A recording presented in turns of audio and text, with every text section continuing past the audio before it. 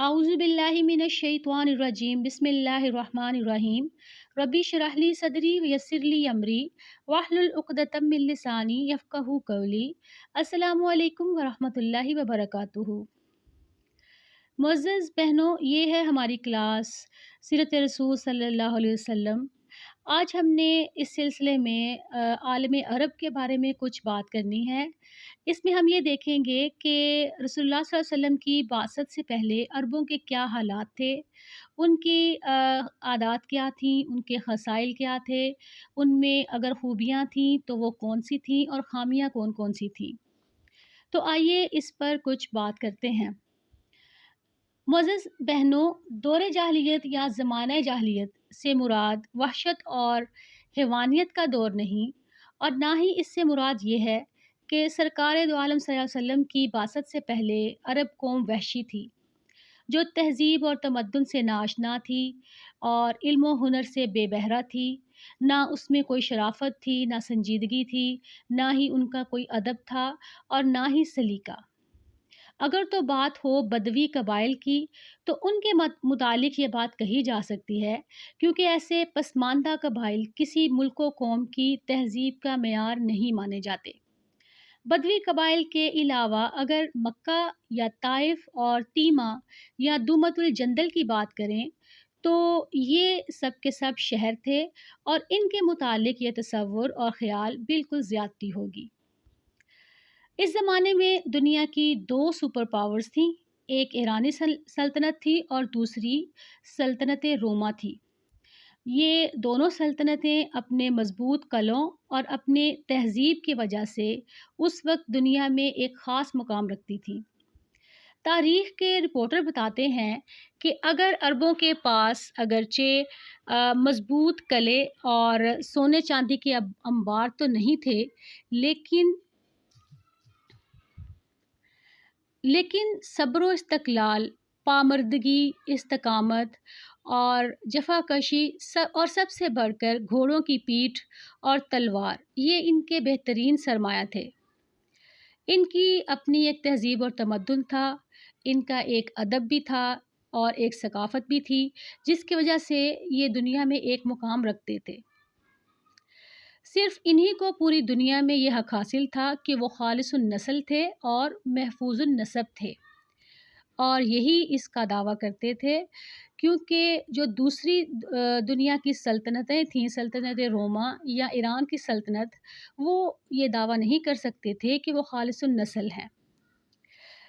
अरबों की औरतें बाअस्मत थीं और इनके ना सिर्फ अपने नस्ब महफूज थे, बल्कि वो अपने घोड़ों और ऊँटों के नस्ब को भी याद रखते थे। इनका अपना एक अदब था, लिटरेचर था, और नज़म, नसर, खिताबत और तकरीर में ये तमाम दुनिया में अपना एक मुकाम रखते थे। इनके ऊँट सहरा के जहाज़ थे और रेत के समंदर पर ये जहाज़ रेंगते रहते और मशरिक़ की आखिरी सरहद तक उनको पहुँचाते थे। ये लोग कौल फ़ेल की पाबंदी करते थे, बाज़ दफ़ा तो अपने अहद की पाबंदी के लिए तमाम वसाइल वक़्फ़ कर देते थे, बल्कि बाज़ दफ़ा तो जान की बाज़ी भी हार देते। जुदो सख़ा में ये लोग बहुत मशहूर थे। एक मामूली अरब जिसका कुल असासा और कुल कायनात एक ऊँटनी होती, वो अपने मेहमान की खातिर मदारत के लिए उसको भी ज़िबा करते और ख़ुशी महसूस करते, ताकि दिल खोल कर मेहमान की मेहमानदारी कर सकें।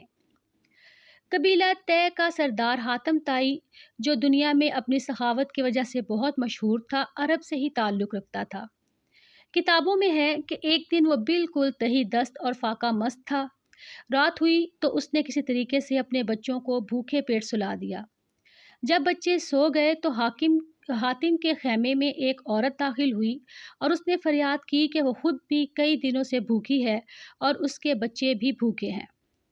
औरत की ये दुहाई सुनकर हातिम उठा और अपने पसंदीदा और महबूब घोड़े को ज़िबा कर डाला, और इस औरत के बच्चों का पेट भरने के लिए गोश्त के जितने पारचे वो लेकर जा सकती थी उसको दिए। پھر حاتم نے قرب و جوار کے لوگوں کو اکٹھا کیا اور سب میں گوشت تقسیم کر دیا، لیکن حاتم کے اپنے بچے بھوکے ہی سوئے رہے اور ایک بوٹی بھی ان کے حصے میں نہ آئی۔ سخاوت کا یہ جذبہ کہ خود اپنے بچوں کو بھوکا رکھ کر دوسروں کے بچوں کا پیٹ بھرنا صرف عربوں میں ہی تھا۔ یہ وہی حاتم طائی ہے کہ ایک دفعہ ایک جنگ میں رسول اللہ صلی اللہ علیہ وسلم جو ہیں وہ قیدیوں کا جائزہ لے رہے تھے، تو ایک خاتون بہت مہذب انداز سے ایک طرف ہو کے بیٹھی تھی، تو اللہ کے رسول صلی اللہ علیہ وسلم نے پوچھا کہ یہ کون ہے، تو بتایا گیا کہ یہ حاتم طائی کی بیٹی ہے۔ اس پر رسول اللہ صلی اللہ علیہ وسلم اس کے پاس گئے اور اس سے بات کی، تو اس نے انتہائی کانفیڈنس کے ساتھ رسول اللہ صلی اللہ علیہ وسلم سے بات کی، تو آپ صلی اللہ علیہ وسلم نے حکم دیا کہ اس کو رہا کر دیا جائے، یہ اس شخص کی بیٹی ہے جو سخاوت میں بہت آگے تھا۔ حاتم طائی کے علاوہ بھی کئی لوگ ہیں جو سخاوت میں بہت مشہور تھے، بلکہ اصل بات یہ ہے کہ ہر عرب کو بخل ناپسند تھا۔ ایک شخص کی مثال بیان کرتی ہوں، عبداللہ ابن جدعان۔ اس کے پاس کھانے کا ایک بہت بڑا برتن ہوتا تھا جو ہر وقت کھانے سے بھرا رہتا۔ وہ اتنا بڑا برتن تھا کہ اگر ایک اونٹ پر سوار ہو کر اس برتن میں سے کھانا کھانا چاہتا تو کھا لیتا۔ ایک دفعہ کہا جاتا ہے کہ ایک بچہ اس میں گرا اور ڈوب گیا۔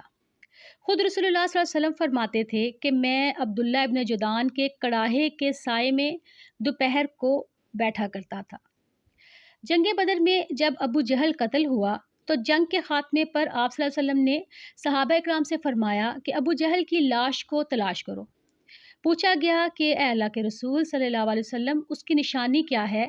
فرمایا کہ اس کے گھٹنے پر زخم کا نشان ہے، کیونکہ میں اور وہ ابن جدعان کے ایک دعوت میں بچپن میں جو ہے وہ شامل ہوئے، تو ہماری آپس میں لڑائی ہو گئی۔ میں نے اسے دھکیلا تو وہ گھٹنے کے بل گرا، تو اس کا گھٹنا زخمی ہو گیا۔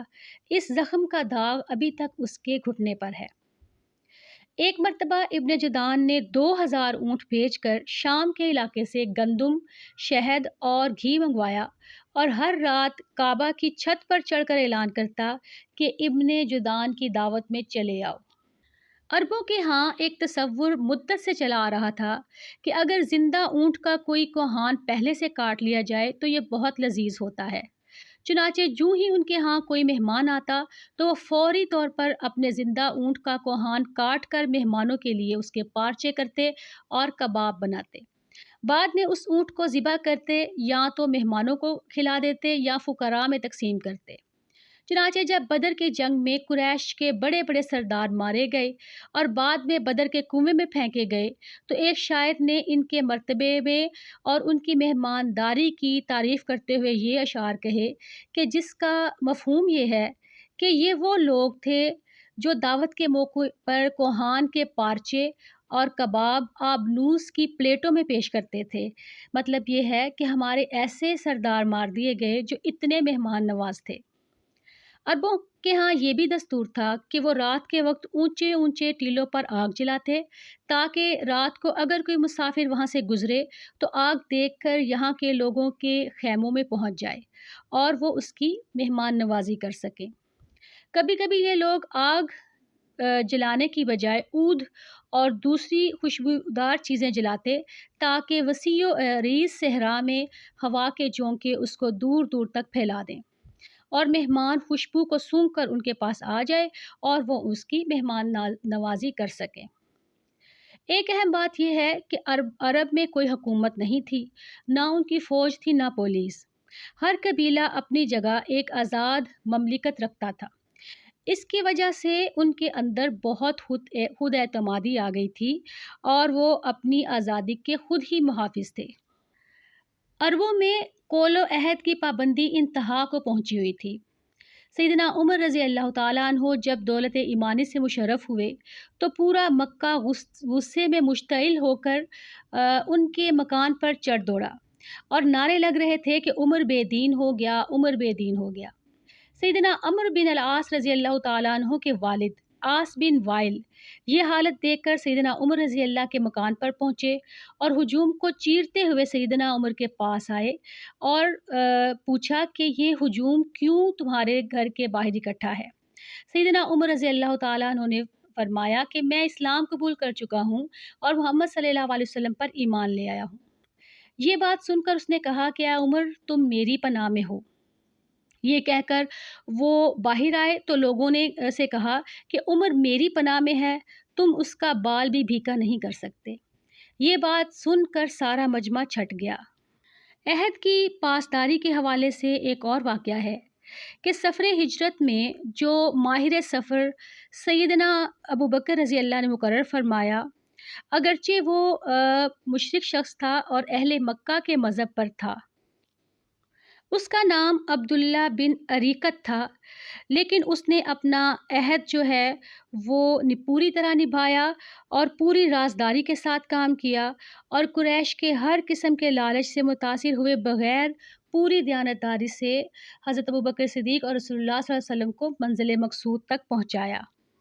عہد و پیمان کے سلسلے میں امام مرزوقی ایک واقعہ نقل کرتے ہیں کہ ایک دفعہ ایسا ہوا کہ اللہ کے رسول صلی اللہ علیہ وسلم نے مضر قبیلے کے لیے قحط سالی کی دعا کی۔ 7 سال تک بارش نہ ہوئی اور خشک سالی اور ویرانی چھا گئی، اناج اور پانی بالکل ختم ہو گیا۔ تو سردار، اس قبیلے کا جو سردار تھا حاجب، اس نے یہ ارادہ کیا کہ وہ ایران کے بادشاہ کسریٰ کے پاس جائے اور اس سے پناہ طلب کرے۔ جب وہ کسریٰ کے دربار میں گیا تو اس نے بادشاہ سے کہا کہ ہمارے علاقے میں 7 سال سے بارش نہیں ہوئی، جس کی وجہ سے قحط پھیل چکا ہے اور ہماری زمینیں بنجر ہو گئی ہیں، تو کیا آپ کچھ عرصے کے لیے ہمیں اپنے ملک میں رہنے کی اجازت دیں گے؟ اس پر کسریٰ نے کہا کہ تم لوگ جو ہو وہ غارت گری کرتے ہو، فتنہ فساد پیدا کرتے ہو، ڈاکے ڈالتے ہو، راہزنی کرتے ہو۔ اگر تمہیں میں نے اپنے ملک میں رہنے دیا تو تم ہمارے ملک میں بھی فساد مچا دو گے۔ اس پر حاجب نے کہا کہ ایسا نہیں ہوگا۔ تو کسریٰ نے کہا اچھا کوئی تمہارے پاس ضمانت ہے؟ تو حاجب نے ضمانت کے طور پر اپنی کمان پیش کی۔ جب اس نے کسریٰ کو اپنی کمان پیش کی کہ یہ ضمانت ہے تو کسریٰ کے درباری ہنسنے لگے۔ انہوں نے جو ہے کہا کہ کیا ضمانت کے طور پر اتنی معمولی چیز پیش کر رہے ہو؟ بہرحال کسریٰ نے وہ کمان جو ہے وہ اپنے پاس رکھ لی، اور پھر اس کے بعد جتنی دیر تک وہ لوگ ایران میں قیام پذیر رہے انہوں نے کوئی فساد نہیں کیا۔ بعد میں حاجب مر گیا تو اس کے قبیلے کے لوگ رسول اللہ صلی اللہ علیہ وسلم کے پاس گئے اور انہوں نے اسلام قبول کر لیا اور اللہ کے رسول صلی اللہ علیہ وسلم سے دعا کی گزارش کی کہ وہ دعا کریں کہ ان کے علاقے میں بارش ہو۔ رسول اللہ صلی اللہ علیہ وسلم نے جب دعا فرمائی تو ان کے علاقے میں بارش ہوئی، علاقہ سرسبز و شاداب ہو گیا، علاقے میں پانی کی مقدار جو ہے وہ بڑھ گئی، تو یہ لوگ ایران سے اٹھ کر دوبارہ سے اپنے علاقے میں آ کر آباد ہو گئے۔